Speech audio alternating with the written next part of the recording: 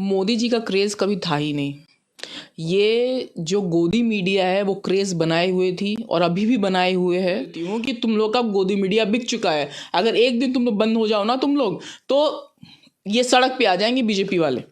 तो अखिलेश कर रहे हैं, अगर वोट तो बढ़िया बना लें। हम लोग तो यही चाहते किसी ना किसी तरह बीजेपी को रोका जाए, बस जो हमारे हरा दो, उनको औकात दिखा दो उनकी। किसको? जो भी बीजेपी पार्टी से टिकट लेकर के हमारे लोग खड़े हो रहे हैं, तो ये तो मतदाताओं को भी अब तय करना पड़ेगा कि किसको उनकी भलाई किस में है, संविधान बचाने में है या मंदिर बनाने में है।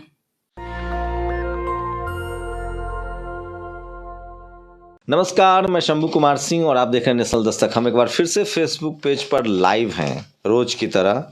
हमारी कोशिश है पूरी सामाजिक घटनाओं को समझने की। आप लोग अगर टीवी अखबार आप लोगों ने आज का देखा होगा, शायद खबरें ना हो कल आए। टीवी अगर आप लोग देख रहे हैं तो क्या बताइए, प्राइम टाइम में बहस हो रही है बेरोजगारी पर। जिस तरह से युवाओं पर डंडे चले हैं प्रयागराज में, पटना में, उस पर बहस हो रही है। और यूपी चुनाव पर क्या होगा, मैं लगातार कोशिश कर रहा हूं कि SC ST OBC माइनॉरिटी के जो कम से कम सोशल एक्टिविस्ट हैं, जो सामाजिक कार्यकर्ता हैं, वो कैसे सोच रहे हैं, उनसे आपको रूबरू कराया जाए। इसी कड़ी में हमने रतन लाल से बात की थी, लक्ष्मण यादव से बात की थी, कल महेंद्र यादव से बात की। आज हमारे साथ खास मेहमान है प्रियंका पासवान, सोशल एक्टिविस्ट भी है, तमाम चैनलों पर पैनलिस्ट भी जाती हैं। और सबसे बड़ी बात है यूपी के गोरखपुर से है, मतलब योगी जी भी वहीं से चुनाव लड़ रहे हैं। प्रियंका जो हैं गोरखपुर से हैं और बेबाकी से अपनी बात रखती हैं, बहुजन समाज से हैं। प्रियंका, नेशनल दस्तक के फेसबुक पेज पर आपका स्वागत है। और क्या कहेंगी जो छात्रों पर जिस तरह से लाठीचार्ज हो रहा है, बेरोजगारी जैसे जिस तरह से छात्र है, तो क्या अब मोदी जी का क्रेज घट रहा है और बेरोजगारी को लेकर अब युवा बर्दाश्त करने के मूड में नहीं है? मोदी जी का क्रेज़ कभी था ही नहीं। ये जो गोदी मीडिया है वो क्रेज़ बनाए हुए थी और अभी भी बनाए हुए है। और जो ये अब लोग अपने अपने जो क्षेत्र में पीटे जा रहे हैं, तो जब लोग देख रहे हैं तो लग रहा है मोदी जी का क्रेज़ घट रहा है। मोदी जी का क्रेज़ कभी था ही नहीं। अभी गौरी शंकर एक मेरे दोस्त हैं, एंकर हैं वो, आपने देखा, मैं उनके साथ आपका पैनलिस्ट देखा था, हम लोगों ने बहुत साथ काम किया है बड़े हैं। तो मीडिया पर जब आप जाती हैं और जब इस तरह की बातें बोलते हैं तो एंकर का रिएक्शन क्या होता है? देखिए, अभी मैं कुछ टाइम पहले अभी गौरी शंकर जी के साथ मेरा था, तो इसके पहले में उन्होंने बीजेपी वाले को खूब बोलने दिया जब लगा कि बीजेपी की सरकार आएगी, और खूब बोला उसकी तरफ से। फिर जब ग्राउंड पे पिटाई होने लगी विधायकों की और तमाम जगह से सही चीज़ें पता चलने लगी, कैराना में क्या हुआ, इनका शाह जी का, फिर विधायक जो पिट रहे हैं स्मृति ईरानी, तो वो सपा का आवाज़ ऊंचा कर रही है, सपा प्रवक्ता को बीजेपी का डाउन कर दिया है ना। तो मुझे तो ऐसा लग रहा है इतनी ज़्यादा बिकी हुई है। और हालांकि ये लोग तो उभरते हुए, इंडिया वॉइस मतलब जिसमें मैं थी, ये लोग उभरते हुए हैं, तो कहीं ना कहीं तो ये रहता ही है कि गवर्नमेंट के साथ में लेके करना है। और लेकिन फिर भी ये अब थोड़ा सा ये लोग हो रहे हैं कि मतलब मैं ये देख रही हूँ कि ये भी एक धंधा टाइप का है।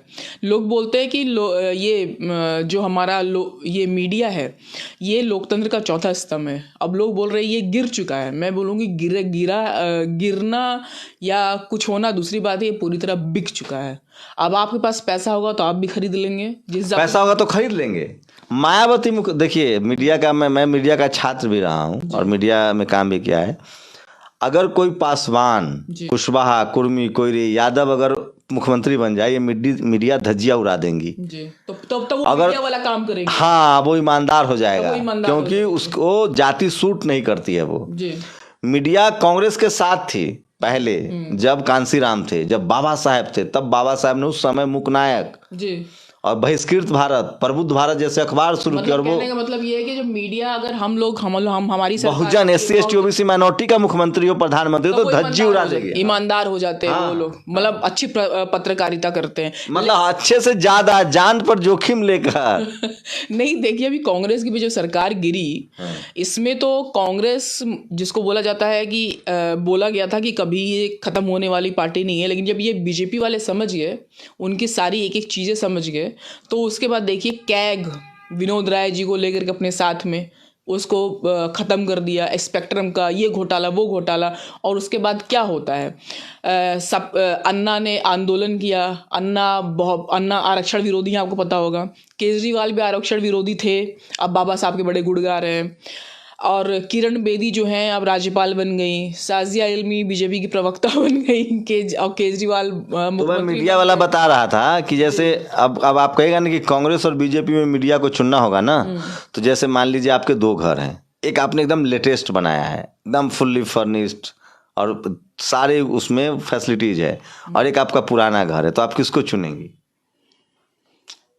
नहीं, देखिए आप ये मीडिया की बात जो कर रहे हैं, ये इसमें तो कोई दो राय नहीं है कि मीडिया जो है हमेशा से पहले तो आपने बोला, बहुत सारे लोगों से ही मैंने सुना कि ऐसा करती है, लेकिन जब मेरा वो हल्का सा जो मुझे झलक दिखाई पड़ी अपने डिबेट के दौरान में, तो मुझे समझ में आ गया कि भाई ये लोग थोड़े से चुप रह सकते हैं, अगर हम लोग सत्ता में हैं, बहुजन सत्ता में थोड़े से चुप रह सकते हैं, लेकिन इन लोगों के दिल में वही आग हमेशा बना रहता है कि कैसे चुप नहीं रहते हैं, वो खबर चलाते रहते हैं, 4.5 साल तक ऐड भी लेते रहते हैं। जैसे चुनाव का 6 महीने आएगा तो ये अपने रंग में आते हैं, जिसको हम लोग मनुवादी रंग है। तो मीडिया यहाँ की बिकाऊ नहीं है, मीडिया यहाँ की जातिवादी है, उसका जातीय कैरेक्टर अगर खरीदना होता तो एक एग्जाम्पल बता रहा हूँ। लालू यादव मुख्यमंत्री थे और ओबीसी आरक्षण लागू हो रहा था, मंडल कमीशन, वो पटना दिल्ली है। इसलिए मैं ये बोल सकती हूँ कि हम लोग बहुत भोले लोग हैं, हम लोग को इन लोगों से टैकल करना नहीं आता है, सच ये बात तो है। क्या लग रहा है? अच्छा चलिए अब मुद्दे पर आते हैं। मीडिया पर तो लगातार, मीडिया पर बहुत ज़रूरी है बात करना। अब जैसे सोशल मीडिया का क्या इम्पैक्ट दिख रहा है? अभी जैसे छात्रों की पिटाई हुई, और SC ST OBC माइनॉरिटी के लोग अभी भी बहुत कम है सोशल मीडिया पर, लेकिन हैं, कुछ असर दिख रहा है? नहीं, देखिए सोशल मीडिया के आने से कम अभी तक अगर मैं देखूंगी कि कांग्रेस इतने टाइम तक क्यों रह गई, तो इसके पीछे यही था, लोगों का एक दूसरे से जुड़ाव नहीं था, लोग कुछ चीज़ें पता नहीं चलती थी। इतनी ज़्यादा जो हमारी बहन बेटियों के साथ रेप होता है, हमारे लोगों को कहीं भी बदनाम, मतलब पीट के उनका सम्मान का तार किया जाता है, अत्याचार किया जाता है, ये टाइम होता आ रहा है और हुआ है। लेकिन उस वक्त कांग्रेस जब थी, तब उस टाइम में मतलब हम लोग इतने ज़्यादा एक दूसरे को पता नहीं चलता। अगर अभी भी सोशल मीडिया नहीं होता तो समझ लीजिए ये गोदी मीडिया बैठा है, उसी को देख के तो वोट देते। कम से कम आज जाके मैं डिबेट में जाके बोल लेती हूँ कि तुम लोग का गोदी मीडिया बिक चुका है, अगर एक दिन तुम लोग बंद हो जाओ ना तुम लोग, तो ये सड़क पे आ जाएंगे बीजेपी वाले। यूपी चुनाव में क्या लग रहा है? यूपी चुनाव बहुत ही इसमें देखिए एक बहुत बड़ी गलती की मायावती जी ने और अखिलेश जी ने, जो चंद्रशेखर को नहीं लिया। अब इसमें लोग ये बोल रहे हैं कि मायावती जी ने वाकई वो मतलब वो उनका किया हुआ है और ये है सत्य साबित किया हुआ, इन्होंने बहुत ज़्यादा काम किया है, इसमें कोई दो राय नहीं है। लेकिन जब तक काशी राम थे तो उन्होंने पूरे बहुजन समाज को, इवन चलिए SC ST को, मतलब हर कास्ट को वो ले के चले। लेकिन मायावती जी इस चीज़ को कहीं भी रिप्रेजेंट नहीं कर पा रही, सबसे बड़ी कमज़ोरी ये है। और जहाँ से हमारा एक बंदा उठ रहा था, मैं चंद्रशेखर को नहीं जानती, मुझे कोई मतलब नहीं जानती, लेकिन वो लोगों के साथ खड़ा था। चलिए वो लोग बोल रहे हैं इसको भुना रहे हैं, तो ठीक है भाई, भुना रहा है तो काम जब सड़क पे था, तो जब कोई लोगों को परेशानी हो रहे थे, तुम लोग कहाँ थे? तुम्हारे कोई कार्यकर्ता भी नहीं दिखाई दिए। तो अब क्या होगा? मामला तो ट्रायंगुलर होगा, कांग्रेस BJP वर्सेस BSP, किसको फायदा होता दिख रहा है, या BJP आ जाएगी? देखिए अभी भी हम लोग के पास बहुत ज़्यादा चांसेस ये हैं कि अभी जो चंद्रशेखर ने जो अपनी पार्टी गठबंधन किया है, सबसे अच्छी बात उसमें ये है कि उसने सवर्णों को टिकट नहीं दिया है। 24 कैरेट बहुजन पार्टी है वो।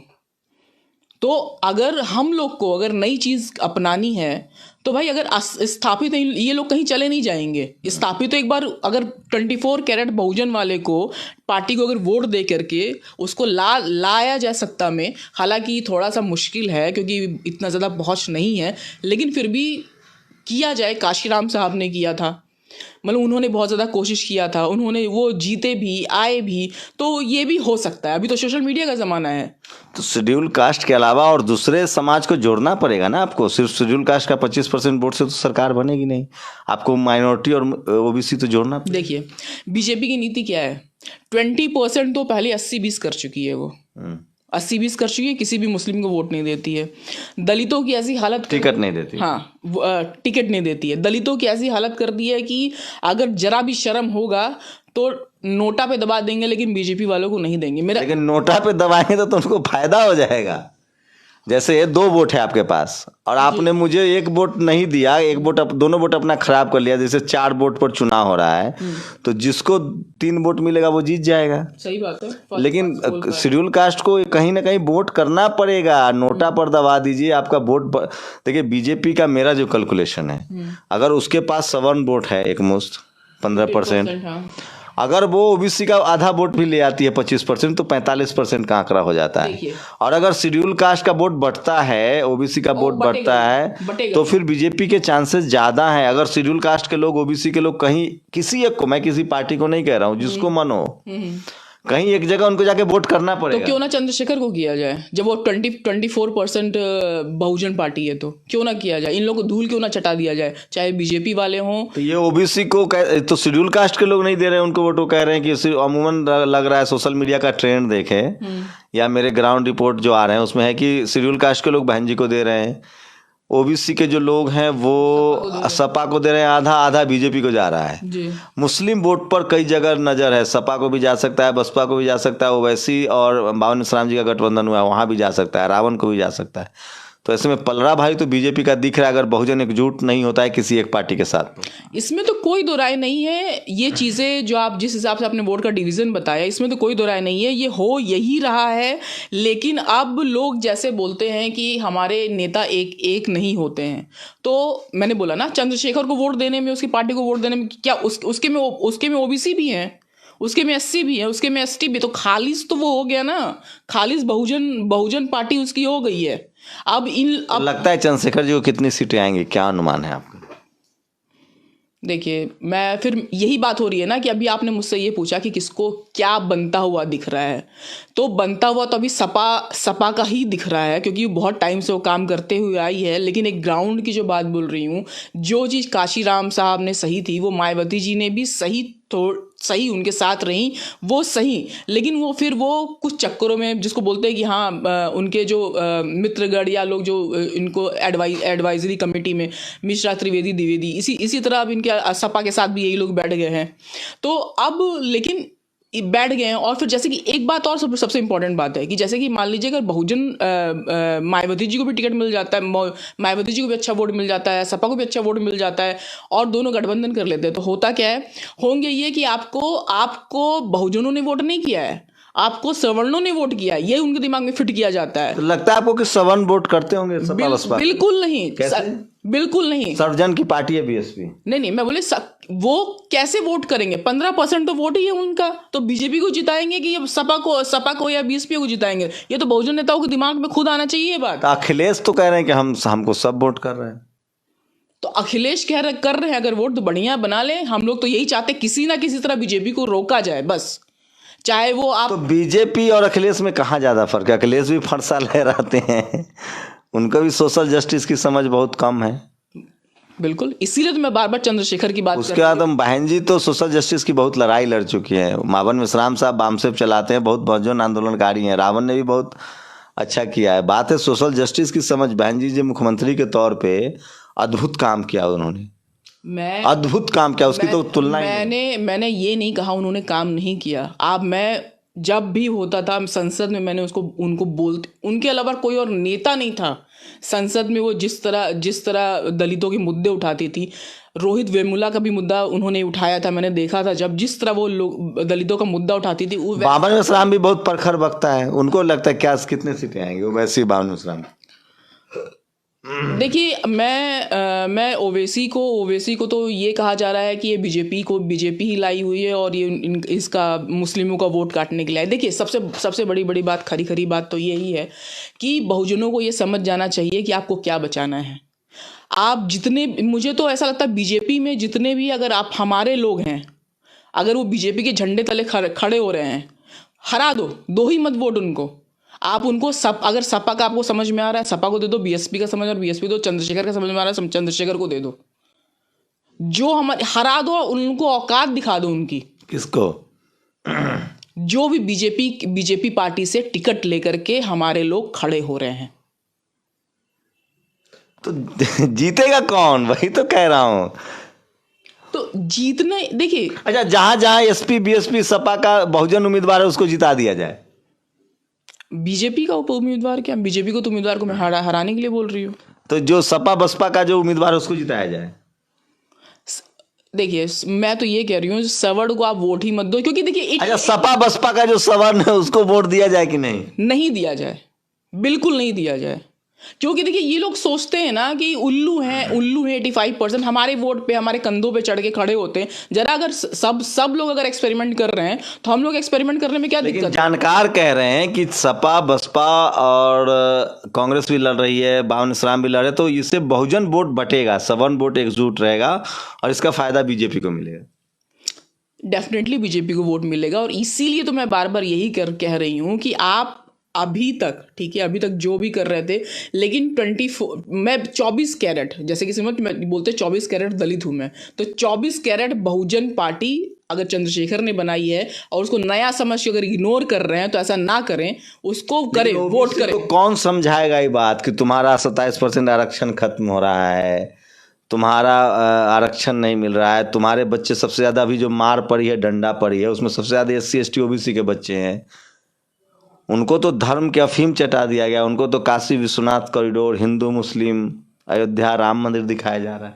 देखिए ये तो अब आपको देखना पड़ेगा ना, अभी भी जो गोदी मीडिया को जो देखते हैं, और उसमें देखिए कितने, मुझे लग रहा है कि मैं देखती हूँ तो फेसबुक पे या यूट्यूब पे 1.5 करोड़ सिर्फ व्यूवर देखते हैं, और या फेसबुक पे यूट्यूब पे चलो 10 करोड़ देख लिए, तो हमारा पॉपुलेशन कितना है? 1 अरब, 134 करोड़ की पॉपुलेशन है, फिर भी वो लोग टॉप पे बोलते हैं अपने आप को, और हम लोग उल्लू हैं, और इतने ढेर सारे लोग हैं, उन लोगों को जाके वोट दे देते हैं। तो ये तो मतदाताओं को भी अब तय करना पड़ेगा कि किसको, उनकी भलाई किस में है, संविधान बचाने में है या मंदिर बनाने में है। लेकिन बीजेपी तो हिंदू मुस्लिम की राजनीति कर रही है, शेड्यूल कास्ट और मुसलमान तो बीजेपी को वोट नहीं देता दिख रहा है, OBC तो दे रहा है। तो देखिए अगर ऐसा भी है तो भी 24% SC है, और 20% जिसको बीजेपी ने पहले ही बोल दिया कि हमारे साथ में नहीं है, तो मुसलमान नहीं है, तो 24% 44% उसके टक्कर में खड़े होते हैं। तो दलित मुस्लिम यूनाइट भी हो जाए तो किसको वोट करे? BSP को करे, ओवैसी जी के गठबंधन को करे, या रावण को करे? चंद्रशेखर को करे, सीधी। मुस्लिम और दलित।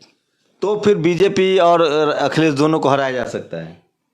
बिल्कुल हराया जा सकता है, अगर ये लोग इकट्ठे हो जाएं तो हराया जा सकता है। चलिए, आपके मुंह में दूध घी शक्कर जो भी है, लेकिन अच्छा है, ये सोचना चाहिए, कुछ नई चीज सोचिए ना, नई चीज हो रही है। हम लोग का मुझे तो लग रहा है कि वोट बटेगा, और जो चुनाव जो बीजेपी के पास बहुत ताकत है, पैसा है, संसाधन है, तो सब कुछ है बीजेपी के पास में। सब लोग बैठ गए। भी आप देखिए वहाँ पे यूपी में किस तरह आचार संहिता की धज्जियाँ उड़ाई गई, वहाँ पे उसके पोस्टर लगाए गए, सारी चीज़ें हो रही हैं। और एक बात और, जैसे कि मैं अभी हम लोग ने BLO की बात जो की थी कि बूथ लेवल ऑफिसर वहाँ पे लोगों का, मतदाताओं का हटा रहे हैं, और यहाँ पे अगर मान लीजिए यहाँ का आपका यूपी का है, यूपी का अगर आपका वोटर ID है या आधार कार्ड है तो भी आपको वोट नहीं देने दिया जाएगा। तो इस तरह तो बहुत ज़्यादा डिस्क्रिमिनेशन हो रहा है। तो इस तरह हम लोग का वोट और भी महत्वपूर्ण हो जाता है। तो सोच समझ कर वोट दें।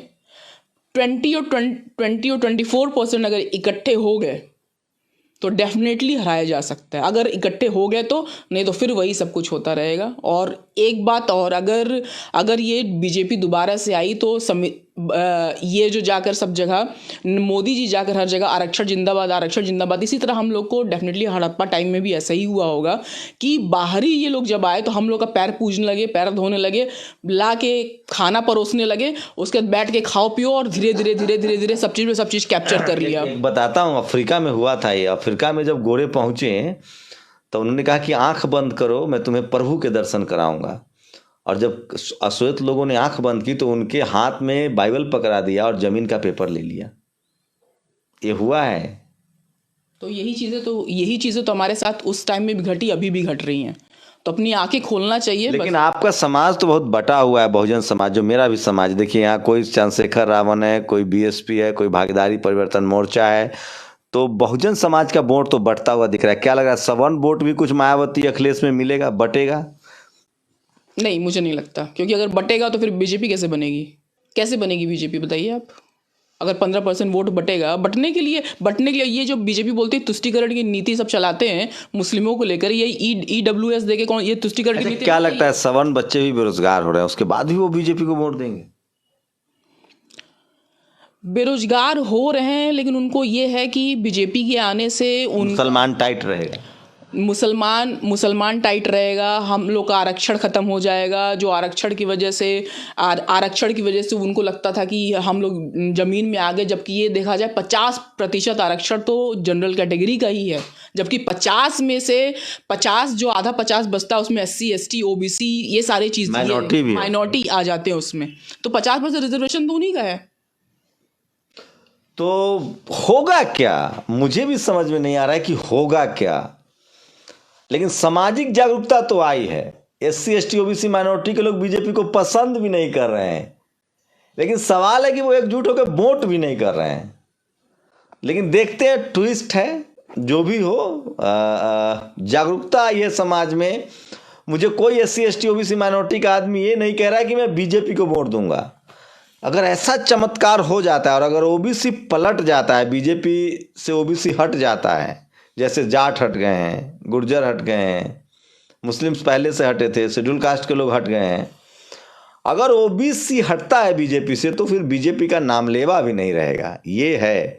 लेकिन ये नहीं बता पाऊंगा कि इधर से कौन जीतेगा, सपा जीतेगी, बसपा जीतेगी, रावण जीतेंगे या बावन राम ओवैसी का गठबंधन जीतेंगे। बहुत खतरा है सही बोलने में, इधर बहुत गालियां पड़ रही है। नहीं, पहले कुछ तो हो, पहले हमारा टारगेट यही है कि बीजेपी को हटाया जाए, बाद में कौन जीतेगा, कैसे अलायंस किया जाएगा वो बात की बात। अच्छा बताइए, 10 वोट है, ठीक है, 10 वोट है और 4 पार्टी है, तो 4 पार्टी को एक को दो बेटा 6, जिसको 4 वोट मिलेगा वो जीत जाएगा। तो बीजेपी तो फायदे में दिख रही है, बिल्कुल दिख रही है। मैंने जैसे कि मैं फिर वही बोल रही हूँ कि BSP ये सोचती है कि उनको सवर्णों ने वोट दिया, सपा ये सोचेगी उनको सवर्णों ने वोट दिया।